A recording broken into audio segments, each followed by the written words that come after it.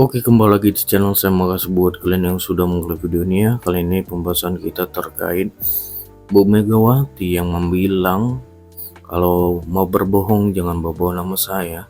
Apalagi Pak Bu Megawati membilang Pak Jokowi tidak pernah meminta 3 periode. Kita lihat ya gimana videonya. Sebelum kita ke video, bantu subscribe dulu channel saya belum subscribe. Tidak tunggu lama, kita ke videonya langsung. Let's go. Lo tahu siapa yang menggagalkan 3 periode? Namanya Megawati Soekarno Putri. Ketika Pak Jokowi menghadap kepada Bu Mega meminta restu untuk 3 periode, apa yang beliau bilang? Hati-hati Jok, ini melanggar konstitusi. Rakyat akan melawan dengan sendirinya. Saya bukan fansnya Bu Mega. Dengan perpanjangan masa jabatan 3 periode ataupun perpanjangan masa jabatan itu, maka demi konstitusi Ibu Mega kokoh berdiri menjaga demokrasi. Ini Pak Jokowi dikocok, berkeinginan katanya untuk 3 periode. Lah orang yang ngomong itu yang kepingin sebetulnya. Suatu saat siapa tahu dianya bisa jadi itu ingin 3 periode. Yang teriak-teriak melanggar etika itu juga bukan orang yang punya etika. Coba cek aja rekam jejaknya. Emang mereka punya etika? Enggak juga.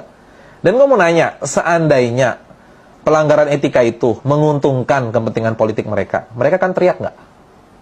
Enggak kan? Jadi mereka ini teriak kenapa? Karena kepentingan politik mereka kalah. Makanya mereka teriak pelanggaran etika. Bukan berarti mereka orang yang beretika. Jadi yang terjadi sekarang, yang kasih dengungkan isu pelanggaran etika, itu seperti maling teriak rampok. Tapi benar Presiden juga menginginkan itu. Datang ke Bu Mega untuk meminta hal itu, Mbak. Oh enggak pernah. Nggak pernah, setahu saya nggak pernah beliau meminta untuk perpanjangan 3 periode. Secara tersirat, Mbak. Ya, ini saya ulang lagi. Tidak pernah yang namanya saya minta perpanjangan atau 3 periode kepada siapa. Hari-hari ini Pak Jokowi dikocok, berkeinginan katanya untuk 3 periode. Lah orang yang ngomong itu yang kepingin sebetulnya. Presiden dipilih 3 periode itu ada 3 menurut saya. Satu, ingin menampar muka saya. Yang kedua, ingin cari muka. Yang ketiga, ingin menjerumuskan. Itu aja. Tanyakan saja ke Ibu Mega. Atau tanyakan saja ke Mbak Puan. Atau tanyakan saja ke partai-partai. Dapat di mana? Atau siapa yang saya utus? Enggak pernah ada. Ya, nanti tidak jadi framing jahat seperti itu. Enggak baik. Menyebarkan video, informasi kepada masyarakat itu kan lebih cenderung seperti mau bikin revolusi ya. Cenderung seperti mau bikin revolusi. Kalau mau bikin revolusi, tokohnya siapa? Tokoh revolusi itu kan harus kredibel, yang disenangi rakyat juga. Ya, yang memang selama ini misalnya dia terbukti bersih, ya kan? Ya. Kalau Ibu Mega yang mau dijadikan tokoh revolusinya, saya kira masih lemah sekali lah. Banyak rakyat yang nggak suka juga kan? Ya. Nah kemudian menyebarkan video-video, ya orang menikmati aja. Ya. Bagaimana kita tidak percaya kepada para penegak hukum? Kan institusi hukum itu kan bagian dari pemerintahan, bagian dari institusi negara. Emang KPK nggak punya? Kalau bicara soal video, bukti-bukti, KPK punya bukti lengkap. Siapa-siapa tokoh PDIP, figur PDIP yang bermain. Nah ini kan merusak. Ya kan? Bisa setiap hari ada tokoh PDIP yang ditangkap KPK nanti. Jadi tersangka. Ya kan? Kecuali partai ini semua elitnya, figurnya bersih. Itu lain cerita. Ya kan? Ya. Nah, jadi menurut saya ya sudah, jangan mengajak perang. Nggak percaya ke institusi hukum, kasih ke presiden. Nah presiden dia proses. Panggil KPK, panggil Jaksa Agung, polisi proses nih. Gitu caranya. Jangan ini amburadul seperti ini bermain kayak, aduh saya sedih lihat loh. Saya supaya dulu pernah jadi kader PDIP ya, cara-cara bermain seperti ini saya sedih. Satu, childish, kekanak-kanakan. Yang kedua, sporadis. Ketiga, panik. ya. Nah, kalau kita lihat misalnya ancaman, video, skandal, siapa yang melakukan itu?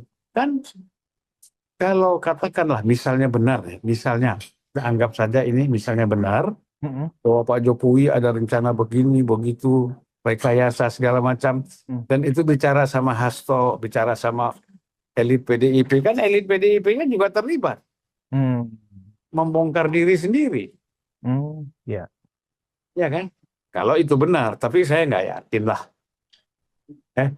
nggak berapa yakin saya. Paling ya ngobrol-ngobrol ada, ya kan?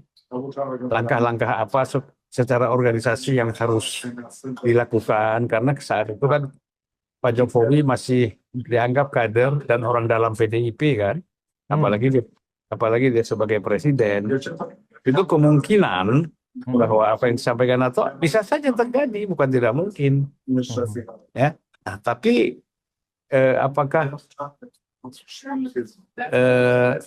itu bisa menjadi alasan atau bukti?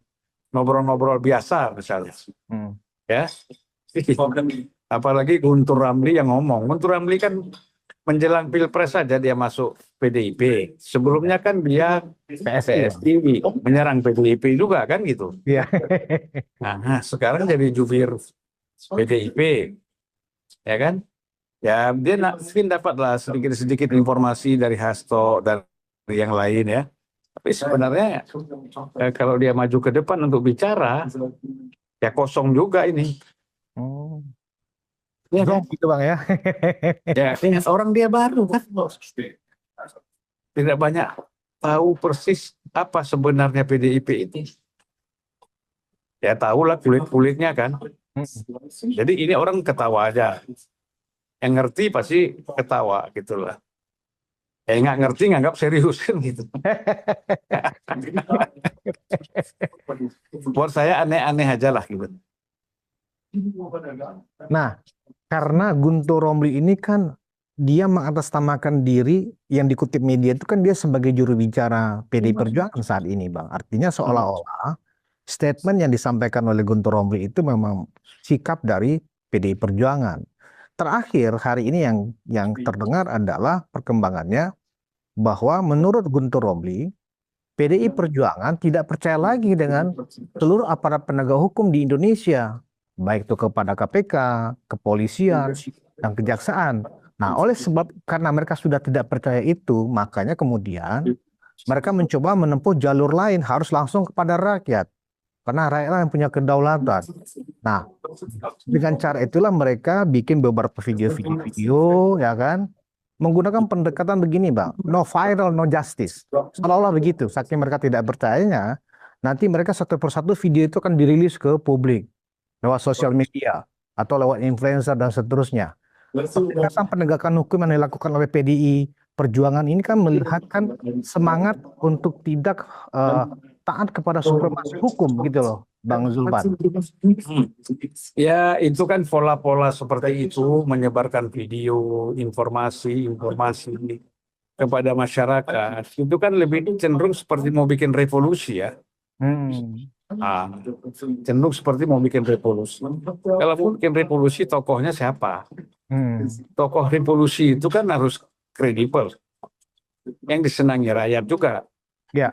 Yang memang selama ini misalnya dia terbukti bersih, ya kan? Ya. Kalau Ibu Mega yang mau dijadikan tokoh revolusinya, ya saya kira masih lemah sekali lah. Banyak rakyat yang nggak suka juga kan? Ya. Nah kemudian menyebarkan video-video, ya orang menikmati aja. Ya. Bagaimana kita tidak percaya kepada para penegak hukum? Kan institusi hukum itu kan bagian dari pemerintahan, bagian dari institusi negara. Kalau mereka sudah tidak percaya melakukan proses itu, ya kan, dasarnya karena Hasto menjadi tersangka, kemudian tidak percaya kepada proses hukum. Dari dulu kenapa nggak percaya? Dari dulu kenapa justru karena dia merasa aman, merasa berkuasa, ya kan, membackup sepenuhnya para penegak hukum kan, institusi hukum. Begitu sekarang dia menjadi problem, ada problem-problem hukum di dalam tubuhnya, dia mengatakan dia tidak percaya. Oke, itu review videonya. Gimana menurut kalian, dan sampai bertemu di video saya selanjutnya. Buat